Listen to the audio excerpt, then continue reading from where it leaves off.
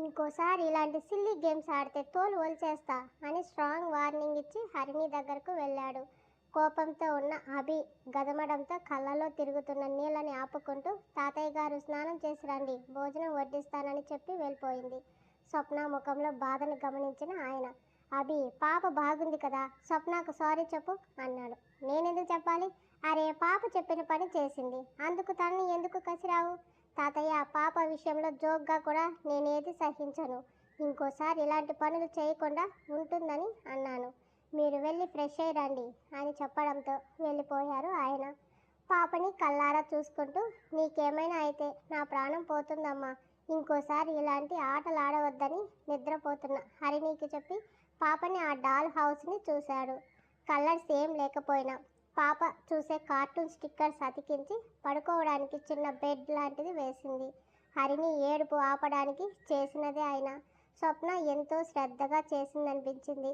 పాపని ఎత్తుకొని పైకి తీసుకెళ్తూ డైనింగ్ టేబుల్ దగ్గర ప్లేట్స్ పెడుతున్న స్వప్నాని క్షణం చూసి వెళ్ళిపోయాడు. అభి ఫ్రెష్ అయి వచ్చేసరికి విశ్వనాథ్ గారితో మాట్లాడుతుంది. అతన్ని గమనించని ఆమె అంటుంది, మిమ్మల్ని కంగారు పెట్టడం నాకేమైనా సరదానా తాతయ్య? కాకపోతే చిన్నపిల్ల తను సంతోషపడుతుందని చిన్న గేమ్ ఆడాను, అంతేకాని మిమ్మల్ని బాధ పెట్టాలని నా ఉద్దేశం కాదు. ఆయన అలా అరిచేసరికి ఏం చెప్పాలో నాకు అర్థం కాలేదు. చిన్నప్పటి నుంచి ఎంతోమంది పని చేస్తున్నప్పుడు అరిచారు, సరిగా పని చేయలేదని తిట్టారు, కొట్టారు కూడా. అప్పుడు కూడా ఇంత బాధ అనిపించలేదు. ఆమె కళ్ళలో నీళ్లు జారిపోతున్నాయి. అభి కావాలని అనలేదని నీకు తెలుసు కదా స్వప్న, పాపకి ఏమైనా అయితే వాడి ఊపిరి ఆగిపోతుంది. ఆ భయంతో నీ మీద అరిచాడు, కానీ నీ గురించి వాడికి తెలియదా? నాకంటే వాడు ఎక్కువ అర్థం చేసుకున్నాడు నిన్ను. నువ్వే ఇలా ఏడిస్తే ఎలా అన్నారాయన ఓదారుస్తూ. ఏమో తాతయ్య, ఎప్పుడు ఇంత బాధ అనిపించలేదు, కళ్ళు తుడుచుకుంది. అయినా కూడా ఆగట్లేదు కన్నీళ్ళు. ఆయన కూడా ఇంకేం మాట్లాడలేదు.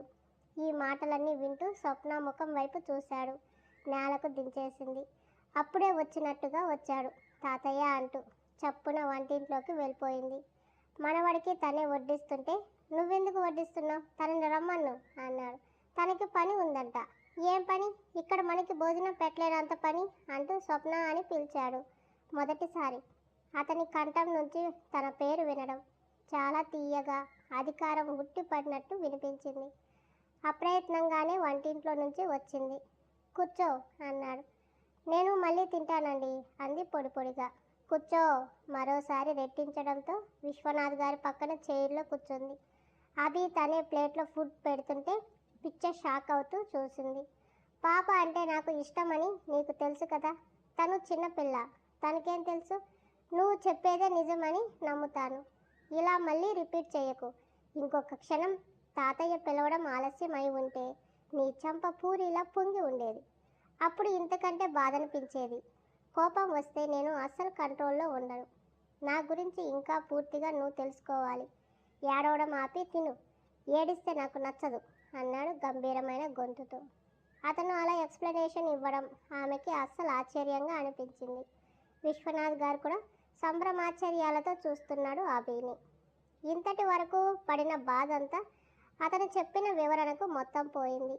లేచి అభికి పెట్టబోతుంటే ఆపి నేను పెట్టుకుంటానని కూర్చున్నాడు. ఇక ఆ విషయం వదిలేసి సైట్ గురించి మాట్లాడుతూ భోజనాలు పూర్తి చేశారు. విశ్వనాథ్ గారికి పడుకునేటప్పుడు వేడి పాలు తాగడం అలవాటు. తీసుకెళ్ళింది స్వప్న. నాకు చాలా సంతోషంగా ఉందమ్మా అన్నారాయన. ఎందుకు తాతయ్య అంది గ్లాస్ టేబుల్ మీద పెట్టి. అభి నీకు ఎక్స్ప్లెనేషన్ ఇవ్వడం నాకు ఆశ్చర్యం అనిపించింది తెలుసా. మాట్లాడలేదు ఆమె. అర్థం చేసుకో, మా వాడేంటో నీకు తెలుస్తుందని చెప్పారు. గుడ్ నైట్ తాతయ్య అని చెప్పి తలుపు దగ్గరకు వేసి గదిలోకి వెళ్ళిపోయింది. బాధపడ్డ తనని అభి బుజ్జగించి లాలించలేదు, కానీ అతను చెప్పిన చిన్న వివరణ మనసుని ఎంత తేలికపరిచింది. అసలు ఎందుకు అంతలా రియాక్ట్ అయ్యింది? తను పడని కష్టాలు, కార్చిన కన్నీళ్లు ఎన్ని ఉన్నాయి, కానీ ఎందుకు అభి కోపం చూసి దుఃఖం వచ్చేసింది?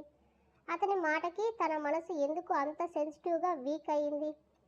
ఆఫీస్కి దగ్గరలో ఉన్న ఓ అపార్ట్మెంట్లో చేరారు మురళీ గారు అండ్ కో. 4 bedroom flat. ఇంత బతుకు బతికి ఇంటి వెనుక సచ్చినట్టు ఖరీదైన బంగ్లాలో, పూటకో కార్లో, ప్రతి పనికి ఒక నౌకరు ఉండే నిన్ను ఇప్పుడు ఇలా చూస్తుంటే నా గుండె తరుక్కుపోతుంది బావా అని ముసలి కన్నీళ్లు కార్చారు మేఘన ఫాదర్. ఏవండి, ఇంట్లో పనికి పని మనిషి కావాలి అంది వాణి గారు. అపార్ట్మెంట్ ప్రెసిడెంట్కి ఫోన్ చేస్తాను, పంపిస్తాడని చెప్తుంటే, మామయ్య ఇక్కడ ఏసీ ఇంకా ఫిట్ చేయలేదు, ఏసీ లేకపోతే నాకు నిద్ర రాదు అంది మేఘన. 2 రోజులు ఓపిక పట్టి తల్లి, అన్నీ అరేంజ్ చేస్తానుగా అంటూ పద బావ ఆఫీస్కి వెళ్దాం అన్నాడు. కిందకి వచ్చారు. వాసు అప్పటికే చెప్పా పెట్టకుండా తన ఫ్రెండ్స్తో బయటకు వెళ్ళిపోయాడు. నేరుగా ఆఫీస్కి వెళ్ళిన ఆయనకి తండ్రి ఇంట్లోనే కాదు వ్యాపారాల్లో కూడా వేరు పెట్టేశాడు అని తెలిసి షాక్ తగిలింది. ఫలితంగా ఆ మంత్ నుంచి అతని వాటా, అప్పులు, ఖర్చులు, రాబడి, ఆదాయం అన్నీ ఒక షీట్లో రెడీ చేసి పెట్టాడు. మురళీ గారి పిఏ పెద్దసారి ఇది మీకు ఇవ్వమన్నారు అంటూ ఇచ్చాడు. అవన్నీ చూసిన మురళీ గారు తల తిరిగిపోయింది. ఏంటి బావా ఇది, అసలు ఇదంతా ఎందుకు చేస్తున్నాడు మామయ్య? అరే మనం ఏమన్నామని? నీ కూతురు చనిపోయినప్పుడు ఏమనలేదు, అభి వెళ్ళిపోయినప్పుడు ఏమనలేదు, కానీ ఒక అనాథ అని, నా బిడ్డ బాధతో ఏదో అన్నదని ఇంతవరకు తెస్తాడా ఆయన? అసలు మనిషేనా? కన్న కొడుకుని ఇలా ఇబ్బంది పెడుతున్నాడు అని పగని ఉసిగొలిపాడు. వాళ్ళు లేకుండా నేను బ్రతకలేనని అనుకుంటున్నారు కాబోలు తాత మనవడు, నేనేంటో చూపిస్తాను అని కసిగా పళ్ళు నూరాడు మురళి. ఆవేశం మనిషి ఆలోచనని చంపేస్తుంది, తొందరపాటు నిర్ణయాలు తీసుకునేలా చేస్తుంది. అలాగే చేశాడు మురళీ గారు కూడా. ఆయన చేసిన తప్పల్లా ఉన్న షేర్స్ అన్నీ అమ్మేసి వచ్చిన డబ్బుతో గంగిరెడ్డితో కలిసి పార్ట్నర్గా మరో బిజినెస్ స్టార్ట్ చేయడం.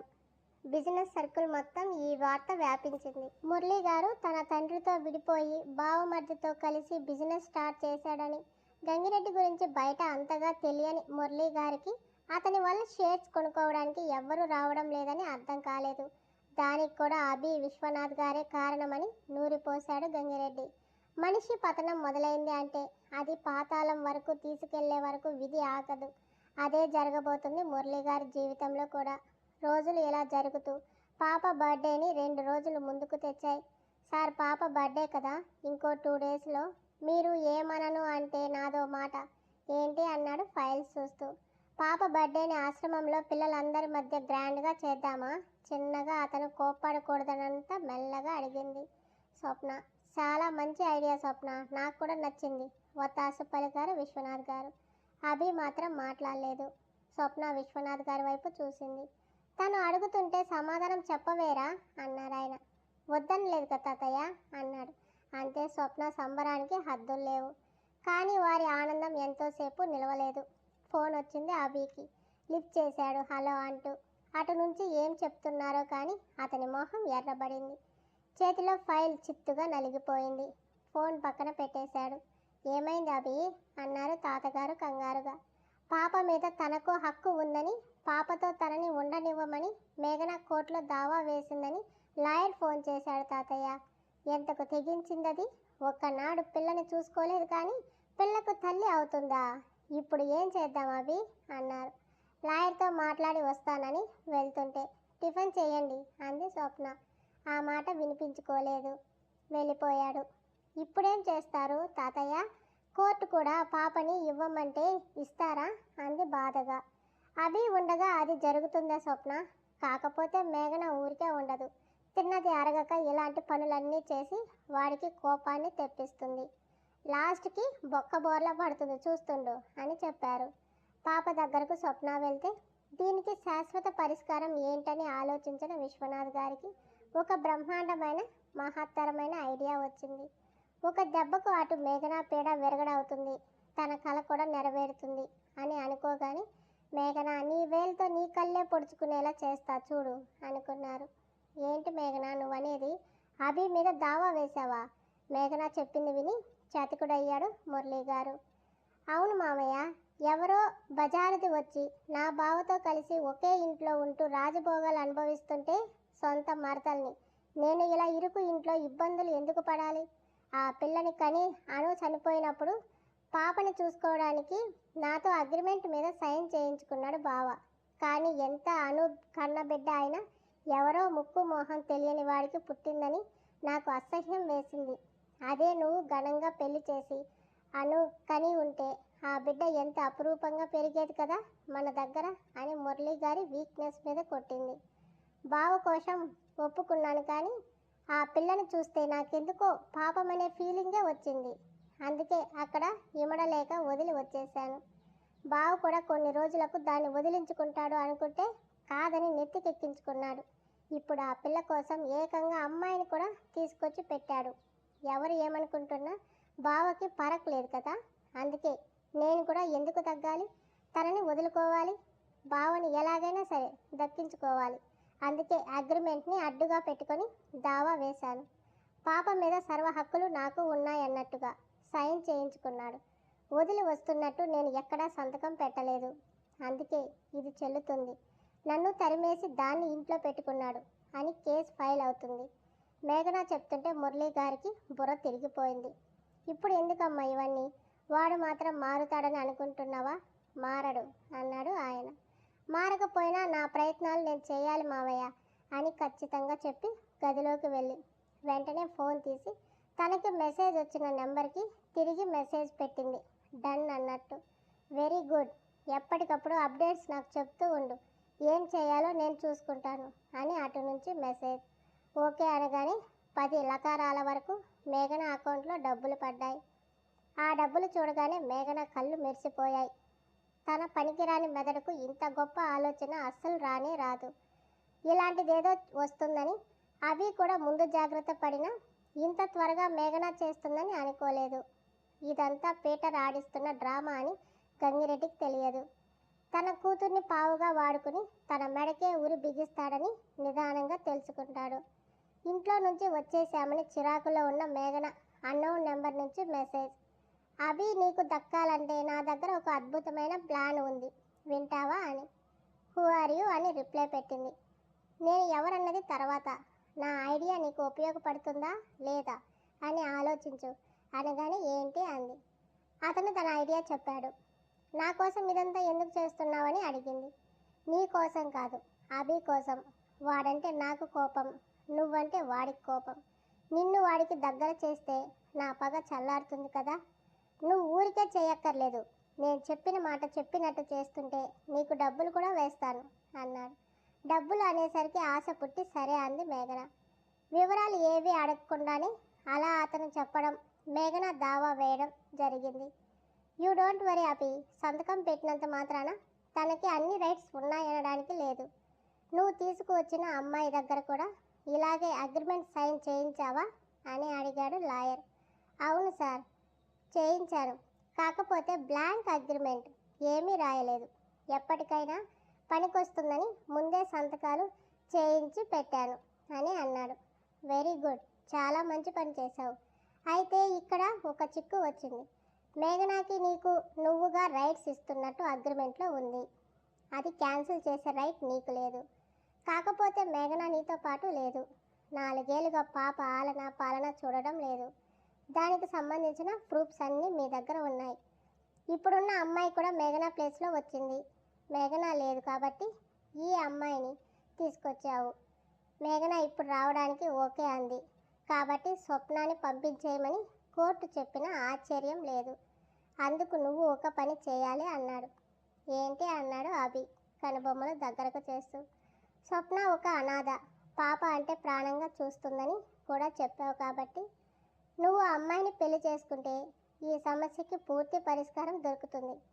అభి ఆ మాట వినగానే బ్లాంక్ ఫేస్తో చూశాడు.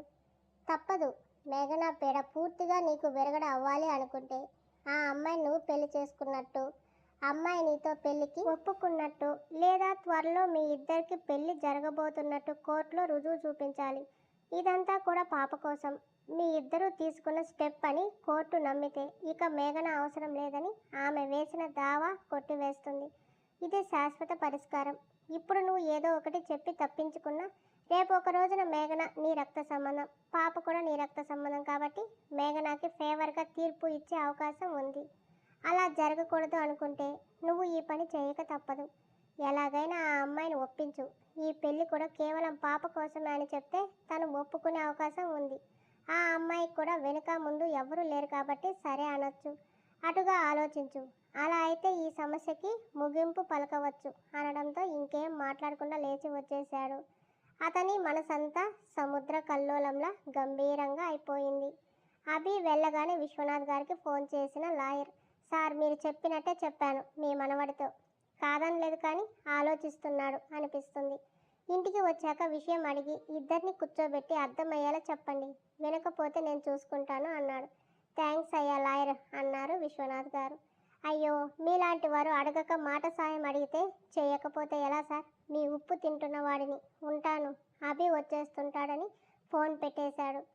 అభి వచ్చేసరికి హాల్లోనే ఉన్నారు విశ్వనాథ్ గారు. స్వప్న పాప కూడా ఉంది. స్వప్నతో ఏ విషయం చెప్పలేదు విశ్వనాథ్ గారు. ఏదైనా అభి చెప్తేనే వినాలని ఎదురు చూస్తున్నారు. అభిని చిరాకుగా అసహనం తాండవిస్తున్న అతని ముఖాన్ని చూసి గ్రీన్ టీ తీసుకొచ్చింది స్వప్న. ఏమన్నారు అభి లాయర్ గారు, తీరిగ్గా అడిగారు ఆయన. అడుగుతుంటే స్వప్న కూడా ఏమై ఉంటుందా అని టెన్షన్గా చూస్తుంది. తాతయ్యతో ఒంటరిగా మాట్లాడాలి, పాపను తీసుకుని గార్డెన్లోకి వెళ్ళమన్నారు స్వప్నాని. అది వాళ్ళ ఫ్యామిలీ మ్యాటర్ కనుక మాట్లాడకుండా పాపతో గార్డెన్లోకి వెళ్ళింది.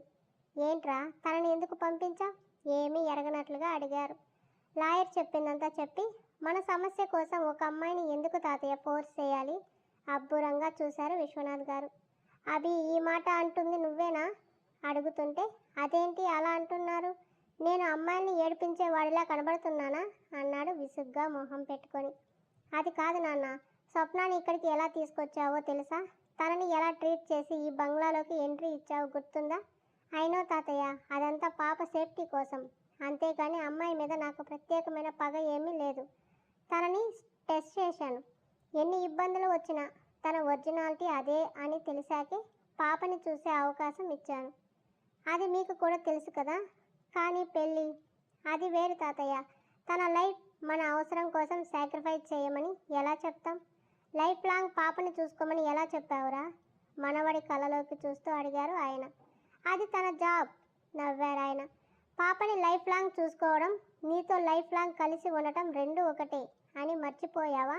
కాకపోతే ఇక్కడ అఫిషియల్గా నీ భార్య అవుతుంది, అక్కడ అనఫిషియల్గా కేర్ టేకర్, అంతే తేడా. ఇది స్వార్థం కదా తాతయ్య, మన బేబీ కోసం తన లైఫ్ని వదిలేయమని చెప్పడం. సరే ఇప్పుడు చెప్పవు, కానీ ఎన్ని రోజులు ఇలా స్వప్న మన ఇంట్లోనే ఉంటుంది, తనకంటూ ఒక లైఫ్ ఉంది. ఇవాళ కాకపోతే రేపైనా తనకు భర్త పిల్లలు ఒక కుటుంబం కావాలని అనిపిస్తుంది, అప్పుడైనా వెళ్ళిపోతుంది కదా. నిజంగా పాపని వదిలేసి వెళ్ళిపోతానంటే నాకేం అభ్యంతరం లేదు. సరే ఇదంతా వద్దు, స్వప్నకి విషయం చెప్దాం, తను నీతో పెళ్ళికి ఓకే అంటే అలాగే రిజిస్టర్ మ్యారేజ్ చేసుకుందరు. నాకు పెళ్లి మీద మంచి అభిప్రాయం లేదు. మరైతే మేఘనాని తీసుకువచ్చి ఇంట్లో పెట్టు, స్వప్నాన్ని పంపించేయి. నో, తన నీడ కూడా ఇక్కడ పడ్డానికి నేను ఒప్పుకోను అన్నాడు. ఇక లాభం లేదని ఆయన లేచి వెళ్ళి స్వప్న అని పిలిచారు. ఏంటి తాతయ్య అని. ఇలా రా, నీతో మాట్లాడాలి. మౌనంగా ఉన్న అభిని చూసి, ఇలాంటి విషయాల్లో ఆలస్యం పనికిరాదు అభి, అవతల వాళ్ళు ఎలా ఎత్తులు వేస్తుంటారు. నువ్వు లాయర్ని కలిచావని వాళ్ళకి తెలియదా. స్వప్నతో చెప్తే తన అభిప్రాయం ఏంటో తెలిసిపోతుందిగా, తర్వాత ఏం చేయాలో ఆలోచిద్దాం అని స్వప్నని కూర్చోమని చెప్పారు. అభి లేచి పాపను తీసుకుని వెళ్ళిపోయాడు. అతని అయోమయంగా చూస్తుంటే, స్వప్న నీ దగ్గర దాచడానికి ఏమీ లేదు. పాపని మేఘనాకి అప్పగించకుండా ఉండాలి అంటే తనని చూసుకోవడానికి అమ్మ కావాలి. ఆ అమ్మ అభికి భార్య అవ్వాలి. తనకి భార్య అయ్యే అమ్మాయివి నువ్వే అవ్వాలి. ఆయన ఏమంటున్నారో అర్థం కాక దిమ్మెరపోయినట్టుగా చూసింది. ఏంటి ఏమంటున్నారు మీరు, నాకేం అర్థం కావడం లేదు అని. పాప అంటే నీకు ఇష్టమా తల్లి. ఇష్టమే, తనను చూసుకుంటాను, అలాగని ఇలా కాదు. తనకు ఎలా చెప్పాలో అర్థం కావడం లేదు. స్వప్న చేతులు పట్టుకొని, ఇందులో మా స్వార్థం ఉందనుకో, వేరే ఏదైనా అనుకో, కానీ మాకు తప్పడం లేదు. హరిణికి అమ్మా నాన్నగా నువ్వు అభి కోర్టులో ప్రూవ్ అయితే మేఘన నుంచి పూర్తిగా పీడా పోతుంది. లేదంటే అభి మరదలుగానే కాదు, పాపకి తల్లిగా తను ఈ ఇంట్లో అడుగు పెట్టిందంటే ఇంట్లో ప్రశాంతత పోతుంది. అంతేకాదు హరిణి ప్రాణాలకి ప్రమాదం కూడా ఉంటుంది. ఆలోచించుకో స్వప్న, నువ్వంటే నాకు ఎంత అభిమానం ఉంది. అభికి నిన్ను భారీగా ఎప్పుడో అనుకున్నాను, కానీ చెప్పే అవకాశం లేదని మౌనంగా అయిపోయాను. కానీ ఇప్పుడు అవకాశం అవసరం రెండూ పడ్డాయి. నీ జీవితం బాగుంటుంది. అభికి కోపం ఎక్కువే, కానీ మూర్ఖుడు మాత్రం కాదు. వాడి గురించి దాచేది చెప్పాల్సింది ఏమీ లేదు. నీకు అంతా తెలుసు కదా. టైం తీసుకో, ఆలోచించుకొని నీ నిర్ణయం చెప్పు అన్నారు ఆయన. ఇంత పెద్ద నిర్ణయం భారం తనపై వదిలేసి పాపతో ఆడుకుంటున్న అభిని చూసి కోపం వచ్చింది స్వప్నకి. ఇదే విషయం అతను వచ్చి చెప్పొచ్చుగా. ఒక ఆడపిల్లగా అందరిలాంటి సరదాలు, ఆశలు ప్రత్యేకంగా తనకంటూ ఏవీ లేవు, కానీ ఇప్పుడు ఒకరి జీవిత భాగస్వామిగా వాళ్ళ లైఫ్లోకి వెళ్ళడం అంటే మామూలు విషయం కాదు. అది కూడా తనలాంటి అనామకురాలికి. అపర కుబేలుడు అయినటువంటి అతనికి మధ్య ఎలా నిర్ణయం చేయాలి తను? పాప కోసం అన్ని అంతరాత్మకి సర్ది చెప్పుకుంటున్న జీవితం పంచుకునే రెండు ఆత్మలు ముడిపడడం వేరు. ఎన్నాళ్ళైనా పాపని ఒక బాధ్యతగా చూసుకోవడానికి ఓకే, కానీ తన జీవితాన్ని శాసించే అధికారం ఒక మనిషికి ఇవ్వాలి అంటేనే ఆందోళనగా ఉంది.